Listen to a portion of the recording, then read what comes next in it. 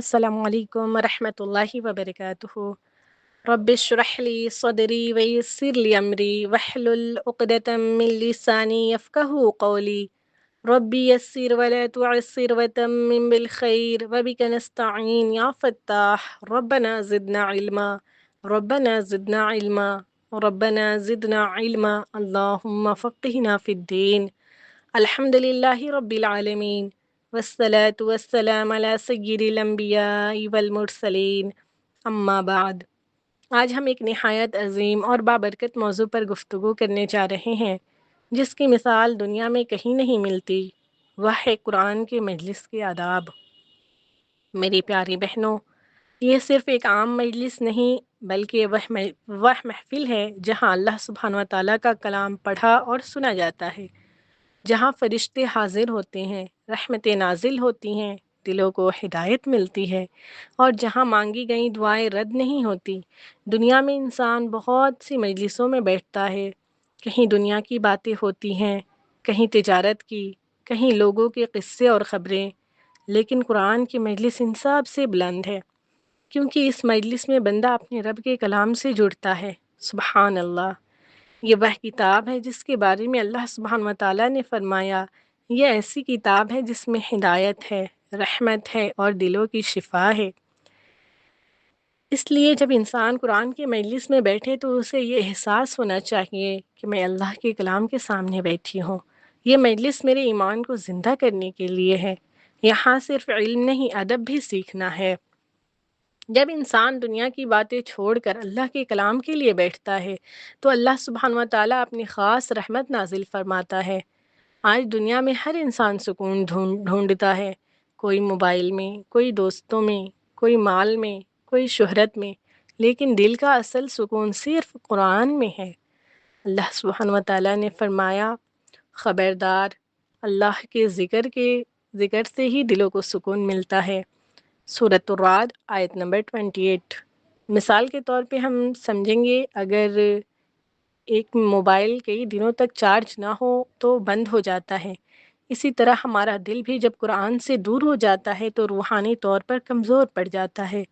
कुरान दिलों की चार्जिंग है, कुरान रूह की ग़ज़ा है, कुरान गमों की दवा है। आज अफ़सोस ये है कि बाज़ औक़ात हम कुरान के मजलिस में जिस्म के साथ तो बैठते हैं मगर दिल हासिल नहीं होता। कभी तवज्जो इधर उधर होती है, कभी गुफ्तगू, कभी मोबाइल, कभी बेअदबी।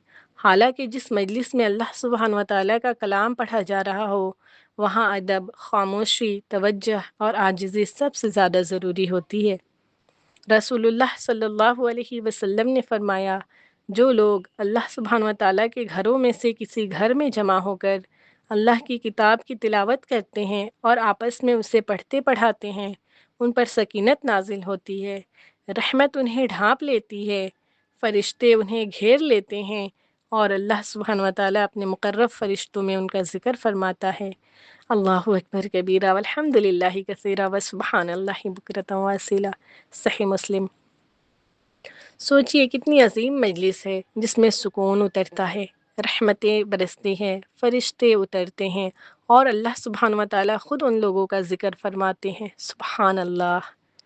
लिहाजा हमें ये सीखना बहुत ज़रूरी है कि कुरान के मजलिस में कैसे बैठना चाहिए, किस नीयत से आना चाहिए, क्या आदाब होने चाहिए और किन बातों से बचना चाहिए, ताकि हम सिर्फ़ कुरान पढ़ने वाले न रहें बल्कि कुरान का अदब करने वाले, उस पर अमल करने वाले और अल्लाह के महबूब बंदों में शामिल हो जाएं। एक ऐसा दर्स जो दिल को जगा दे। अल्हम्दुलिल्लाहि रब्बिल आलमीन। अल्लाह सुब्हान व तआला का बेशुमार शुक्र है कि उसने हमें अपनी किताब के साथ जोड़ा, हमें कुरान की मजलिसों में बैठने की तौफ़ीक दी। ये बहुत बड़ी नेमत है क्योंकि दुनिया में लाखों लोग ऐसे हैं जिन्हें ये सआदत नसीब नहीं है। लेकिन एक सवाल हम अपने आप से, अपने दिल से पूछें, आप भी अपने दिल से पूछें, क्या हम सिर्फ़ कुरान क्लास ज्वाइन करते हैं या हकीकत में कुरान की मजलिस का अदब भी करते हैं? आज बहुत सी बहनें कुरान की क्लास में आती हैं लेकिन बातें भी जारी रहती हैं, हंसी मजाक भी, मोबाइल भी चलता रहता है। कोई लेट कर सुन रही हैं, कोई इधर उधर मसरूफ़ है और कभी ऐसा लगता है जैसे आम दुनियावी गुफ्तगू की महफिल हो। ज़रा सोचिए मेरी प्यारी बहनों, اگر کسی بڑے افسر، عالم یا دنیا کے کسی معجز انسان کی مجلس ہوتی تو کیا ہم ایسے ہی بیٹھتے؟ ہرگز نہیں۔ تو پھر یہ قرآن کی مجلس میں یہ بے ادبی کیسے؟ اب ہم دیکھتے ہیں کہ قرآن کی مجلس حقیقت میں کیا ہے۔ یہ صرف ایک کلاس نہیں، یہ اللہ کی کلام کی محفل ہے۔ یہ وہ جگہ ہے جہاں فرشتے اترتے ہیں، رحمتیں نازل ہوتی ہیں، دلوں کو ہدایت ملتی ہے۔ قرآن وہ کتاب ہے جسے اللہ سبحانہ و تعالیٰ نے عرش سے نازل فرمایا۔ یہ عام کتاب نہیں ہے، اسے سنتے وقت دل غافل رہے۔ اللہ سبحانہ و تعالیٰ فرماتے ہیں، اور جب قرآن پڑھا جائے تو اسے غور سے سنو، اور جب قرآن پڑھا جائے تو اسے غور سے سنو اور خاموش رہو تاکہ تم پر رحم کیا جائے۔ غور کیجئے، اللہ سبحانہ و تعالیٰ نے صرف سننے کا نہیں فرمایا بلکہ غور سے سننے کا، خاموش رہنے کا حکم دیا ہے۔ شور اور باتیں یہ صرف بدتمیزی نہیں، محرومی ہوتی ہے۔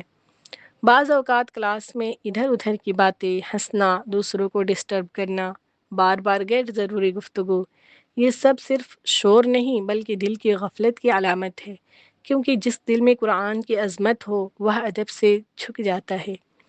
مثال کے طور پہ آپ سمجھیں، جب ڈاکٹر اہم بات بتا رہا ہو تو مریض پوری توجہ سے سنتا ہے، کیونکہ اسے اپنی جان کی بہت زیادہ فکر ہوتی ہے۔ قرآن تو روح کی زندگی ہے، قرآن تو روح کی غذا ہے، تو پھر ہم اتنی بے توجہی کیوں کرتے ہیں؟ لیٹ کر یا بے ادبی سے بیٹھنا، قرآن کی مجلس میں ایسا انداز اختیار کرنا جس میں بے ادبی محسوس ہو، دل کی کیفیت کو ظاہر کرتا ہے۔ صحابہ کرام رضی اللہ عنہ قرآن سنتے تھے تو ان کی آنکھوں سے آنسو بہتے، دل کانپتے، جسم عاجزی اختیار کر لیتا۔ میری پیاری بہنوں، اگر آج قرآن سن کر بھی دل نہ ہلے تو ہمیں اپنی دل کی فکر کرنی چاہیے، بہت زیادہ فکر کرنی چاہیے۔ قرآن صرف زبان سے نہیں، قرآن صرف کان سے نہیں، دل سے سنا جاتا ہے۔ بعض لوگ پورا سبق سن لیتے ہیں مگر دل حاضر نہیں ہوتا، اور بعض ایک آیت سنتے ہیں اور ان کی پوری زندگی بدل جاتی ہے۔ فرق کہاں ہے؟ فرق صرف ادب میں ہے۔ جس دل میں ادب ہوتا ہے وہاں قرآن اثر کرتا ہے۔ ایک درد بھری حقیقت، بہت لوگ قیامت کے دن حسرت کریں گے، کاش ہم نے قرآن کے ساتھ وقت گزارا ہوتا۔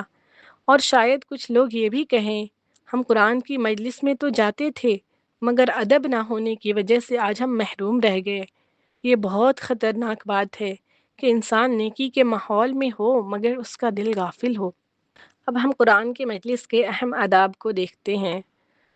خالص نیت، یعنی صرف اللہ سبحانہ و تعالیٰ کی رضا کے لیے آئیں، لوگوں کو دکھانے کے لیے نہیں۔ باوضو اور ادب سے بیٹھنا، جتنا ممکن ہو باادب انداز اختیار کریں۔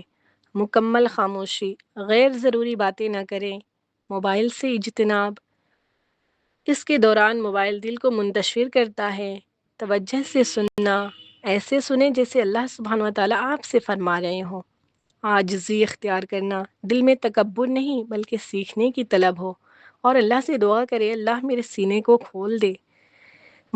عمل کی نیت، ہر آیت پر سوچے مجھے اپنی زندگی میں کیا بدلنا ہے، میرے اندر کون سی برائیاں ہیں جو مجھے چینج کرنے ہیں۔ اگر دنیا کے کسی امتحان کی کلاس ہو تو ہم وقت پر پہنچتے ہیں، نوٹس بھی بناتے ہیں، پوری توجہ دیتے ہیں، اپنا 100% لگاتے ہیں، کیونکہ ہمیں ڈر ہوتا ہے کہیں ہم ناکام نہ ہو جائیں۔ تو پھر آخرت کے امتحان کی کلاس میں غفلت کیوں؟ قرآن کی مجلس جنت کا راستہ سکھاتی ہے، یہ صرف علم نہیں، نجات کا ذریعہ ہے۔ آج ہم سب عہد کریں، قرآن کی مجلس میں ادب سے بیٹھیں گے، شور، غفلت اور باتوں سے بچیں گے، قرآن کو دل سے سنیں گے، اپنی اولاد کو بھی اس کا ادب سکھائیں گے، کیونکہ یاد رکھے میری بہنوں، جس نے قرآن کا ادب کیا اللہ اسے عزت دیتا ہے، اور جس دل میں قرآن کی عظمت آ جائے وہ دل کبھی خالی نہیں ہوتا۔ آخر میں ہم مختصر سی دعاؤں کے ساتھ اپنے اس درس کو ختم کرتے ہیں۔ اے اللہ، اے میرے رب، یا حی یا قیوم، قرآن کو ہمارے دلوں کا نور اور ہمارے لیے ہدایت بنا دے، اور ہمیں قرآن کا ادب اور اس پر عمل کرنے کی توفیق عطا فرما دے۔ اے رب، اے رب کائنات، ہمیں ان لوگوں میں شامل فرما جن پر سکینت نازل ہوتی ہیں، جنہیں رحمتیں ڈھانپ لیتی ہیں، جنہیں فرشتے گھیر لیتے ہیں اور جن کا ذکر تو اپنے مقرب فرشتوں میں فرماتا ہے۔ اے رب کائنات، ہماری غفلت، بے ادبی، سستی اور بے توجہی کو معاف فرما دے۔ اے اللہ، یا ذل جلال والاکرام، جب قرآن پڑھا جائے تو ہمارا دل جھک جائے، ہماری آنکھیں نم ہو جائیں اور ہماری روحیں تیرے کلام سے زندہ ہو جائیں۔ یا رب کریم، یا ذل جلال والاکرام، اے میرے اللہ، قیامت کے دن قرآن کو ہمارے حق میں حجت بنانا، ہمارے خلاف حجت نہ بنانا۔ آمین یا رب العالمین یا ارحم الراحمین۔ ربنا تقبل منا انك انت السميع العليم وتب علينا انك انت التواب الرحيم۔ آمین یا رب العالمین یا ارحم الراحمین۔ جزاکم اللہ خیرا کثیرا۔ السلام علیکم ورحمۃ اللہ وبرکاتہ۔